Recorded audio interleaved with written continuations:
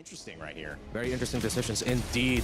This could be a messy start for both. And as always with every Baron's pick, that's the X factor. All right, well, nice, Leo. Let us know what you think about this draft. It's game 2. Pro Esports hoping it goes a little longer than 11 minutes. They definitely want a longer game here if you're Pro Esports. Now, Yangon Galacticos, they brought out a draft that, yeah, I have to agree with, looks deadly. Then that Suyo comes back here, Leo. We haven't seen it too much. It kind of fell off a little bit after the nerfs, but maybe this is one of those cases where, you know what, the Harara's got all this mobility. Let me just be the Suyo and try to match it. Nice, so it's not just the fact that it's the Harara on the other side, it's the fact that Pro Esports are now playing with a more proactive lineup. Yep. I agree with Mirko, I agree with Renmar. Even Rainday knows that there's something up with this weird Suyo. Across the map is what has worked so well for them. And yeah, even if we look at the emblems here, you know, it's not too much that we have to worry about on the side of Yangon Galacticos, because if Sanji has a similar game to what he had just previously, your Claw's going to scale up much quicker, you're much more deadly to that. And we all know this. Look at this Eudora. This is what I was going to talk about. Early revitalized, fourth that PvP, one more hit and Kaiser draws first. The flickering by Kaiser, double kill from Eudora, striking like lightning. I don't even have to finish what I was going to say, because I was going to talk about the Eudora, man, and how good she's been in this tournament for MSC, but just in the meta, it's 30. You know, it was compounding effort. Oh, real quick, up top near the orange. Han full, Seth finds him, the trade. Boily goes down. Ying gets it. Oh, throwing it out into the wall. One more. And there goes another. PvP. Double kill for Ying. Sap falls another time. Yangon are calling all the shots despite losing the Retribution holder. Oh, man, it just got way worse here for Pro Esports. I'm so surprised they continue to hone in, double down on this. Sorry on Felix. He's just, there's nothing he can do here. No, sir. Okay. That's the first turtle going to Yangon. Okay, so our whole concern with the Suyo isn't even the first point to worry about now for Pro Esports. It's Kaze just getting another kill off cam. 4-0-2 under 3 minutes. Really great early on, especially when she hits level 2. You get one item, and you can almost, at this point, with this kind of lead, you can basically just one-shot someone with that combo. Hell, even if you get 2, you're even more of a threat. Nice mount here, coming in. Han deals a lot of damage. Ying scores another. That is welcome. Fully spin now. There was no one left to bite. Yeah, it's... Again, Pro Esports, this might be another quick one. Coily forced to just kind of deal with this pressure on this side of the map. You've got tanky enough heroes, too, for YG to go ahead and deal with between Ying and Blink. You know, Blink, synergistically between the Clue and also Kaze and the Eudora, it just, that's enough burst as well. And you can't really escape from that, because you're either getting stunned or you're getting dragged back. Just like when we saw the interaction in the previous game, when you had that Jushin. But Sanji goes back with BMI, he's going to be safe. But even if you land an arrow in your side, it's not Kaze, you're going to get stunned and bursted down anyway. So you have to be able to land it on the right target. And right now, that's Kaze, and he's playing so well protected around the team here. Second turtle up, they're going to fight for it. Throws it out, Han secures with the Retribution. There you go, taking route. There's PvP. Kaze, very low, but takes out Coily first. Kaze still alive, Han fights PvP. Coily goes down, and now there's a trade. Finally, Pro on the board, 2 for 3. But the turtle still goes over to the Burmese. Again, they got Kaze, they shut him down, but at what cost? You know, at this point, Yangon Galacticos is happy to go ahead and just take what they want. Objective. Now they're going to take some tier 1 turret in the mid. They get a Sky Piercer on Han. They build up forward more momentum in this game.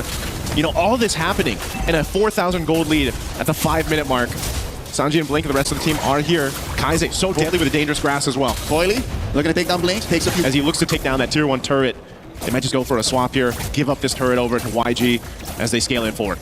With 30 seconds before the turtle spawns, I feel like there's just too much on Sa's shoulders. Sa is trying to plant snares. Sa is trying to throw out lethal arrows on the right target, mind you. It seems to be Blink right now, but even with all these ults thrown out, Blink might survive. SOD side steps in, buys a little more time, but PPP punches him into the ground. A little bit of a kill, some respite for Pro. Yeah, a bit of a baby step in the right direction that Pro Esports needs. Again, they need to slowly build up here in their own favor, and you know, at some point, you just gotta get what you can take. Oh, Han is 2 levels up on Coily. Despite the man advantage for Pro, the Retribution count is just so much higher. Look, Yangon will secure this easy peasy. Yeah, even without Blink, you know, there's just too much of a threat right now for YG's lineup. And like you said, I think, you know, this is the big part. It's so much responsibility for Sa to land these arrows. You know, usually when we see these Selenas picked up so far throughout MSC, yeah, you're able to play around the arrows, you know, you're able to go ahead and follow through, but that's if you're not down so much in the early game.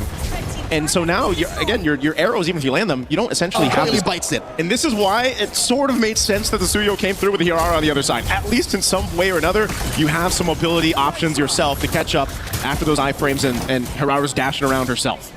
I mean, one might argue if Hirara has 4 skills, yeah, 1, He's got 6. 3, 4. He's got 6. Yeah. So the math just counts for Yangon either way, especially since Pro are down so much. And now, as you can see, Kaiser has taken a little bit of a back foot. Now maybe second or third prio when it comes to damage output. But the map has turned red, and when it's this down bad, the Selena has so much more to deal with, and PPP can only do so much. It's an honest tree, dude. Yeah.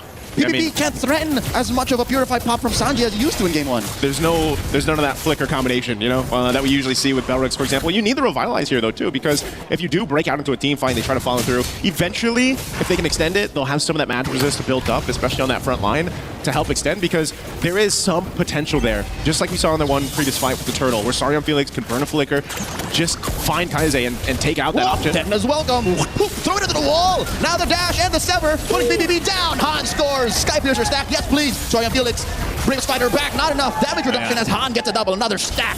And now the Lord up next. Yangon Galacticos puts a black and purple jersey on it. Man, stacks on stacks right now for the Suyo. Despite his changes that he's gone through, you're still reminded because he's chasing. As if talking about it in the instant replay wasn't enough, Han does it again. 5-1-5. The penultimate hero of the M6 World Championships are back.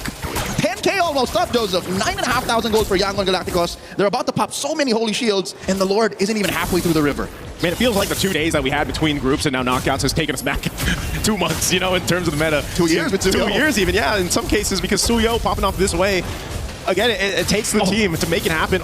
Again, a Queller, Soul Sever, enough to bring Sarion Felix to half, but now they got to deal with his Lord. That's your front line. Gonna crash in. Holy shield already popped. Yangon Galacticos can force the issue here. They choose to take the discipline route. No, he can just cancel this. He's fine. Just throwing some dirt in the back there. Okay, they defend against the Lord. They lose a bit of that health on the turret, though, but all the shields pretty much nearly dealt with here. Let's take a quick look at the items. You can see the disparity across the roles here.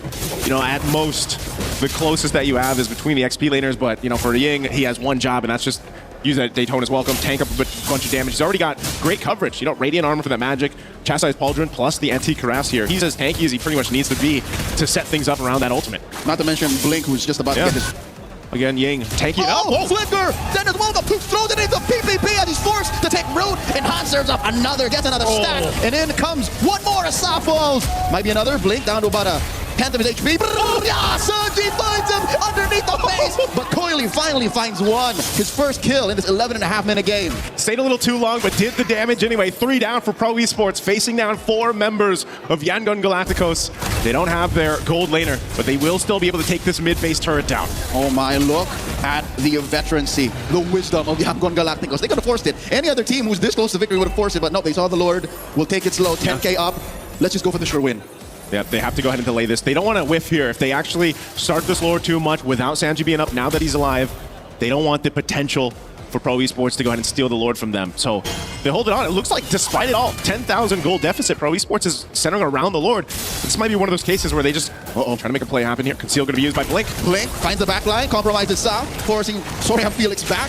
Felix does oblige, tries to fight back. Sanji wailing away, gets knocked out by the Lord. Ying still holds on, and then is welcome. Han secures the Lord, and there's one arrow thrown out. Not going to be able to stop him, and they will take down PPP first. The trigger discipline on Ying doesn't force anything just yet. Yep, Ying still has that ultimate available, so taking one down, P will be back up for this defense, but Lord's already secured here for YG. They've had complete control from the moment this game got underway. Some respite, Joseph. A little bit of a silver lining for the Cambodian fans. Almost max stacks on Han. That's not it. What I'm trying to say is, Pros come back from worse. Yeah. If you remember their clencher in the group stage, they have fought tooth and nail to take back that final moment to try and get into the knockout. Wait, real quick, another Dino's welcome from Ying. Coily goes down, blazing the way in the face. Felix falls, 2 down. I'm not sure they can defend. I'm not sure if they can, man. They still got a Lord to deal with here, and it's a fully stacked on 9-1 and 6. Waves coming from all directions. PPP falls, Sanji takes him down. Lord underneath the base. Down goes Kozin, and just like that, Yangon Galacticos at match point.